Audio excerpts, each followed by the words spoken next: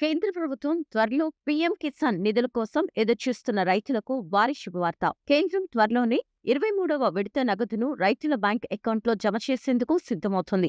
దేశంలో నైరుతి రుతుపవనాలు వేగంగా విస్తరిస్తున్నాయి. ఇప్పటికే కేరళ, ఏపీ, తెలంగాణకు తాకగా త్వరలో అన్ని ప్రాంతాలకు విస్తరించనున్నాయి. దీంతో త్వరలో తొలకరి పలకరించనుంది. రాష్ట్రంలో ఇక నుంచి విస్తారంగా వర్షాలు కురవనున్నాయి. దీంతో రైతులు పంటల సాగుకు సిద్ధమవుతున్నారు. ఈ క్రమంలో రైతులకు ఉపయోగపడేలా ఉంటుందనే ఉద్దేశంతో కేంద్రం పీఎం కిసాన్ నిధులు జమ చేసేందుకు సన్నాహాలు చేస్తోంది. ఎప్పుడు పడతాయనే దానిపై ఒక క్లారిటీ కూడా వచ్చింది. జూలైలో కేంద్రం పీఎం కిసాన్ నగదును పంపిణీ చేయనుంది. ప్రధాని మోడీ నేరుగా వీటిని లబ్ధిదారుల ఖాతాల్లోకి రిలీజ్ చేయనున్నారు. రుతుపవనాలకు ముందుగానే వీటిని రైతు ఖాతాల్లో వేయనున్నట్లు తెలుస్తోంది. వ్యవసాయ పనుల్లో వేగం పుంజుకునే అవకాశం ఉండడంతో త్వరలో విడుదల చేసేందుకు సిద్ధమవుతోంది. ఈ మేరకు అధికారులు ఏర్పాటు చేస్తున్నారు. మోడీ ప్రభుత్వం ఏర్పడి 12 సంవత్సరాలు పూర్తి చేసుకుంది. దీనిని పురస్కరించుకొని రైతులకు త్వరగా నగదు విడుదల చేయాలని చూస్తోంది. ఇప్పటి వరకు 22 విడతల సొమ్ము అందించగా వచ్చే నెలలో 23వ విడత సొమ్ము పంపిణీ చేయనుంది.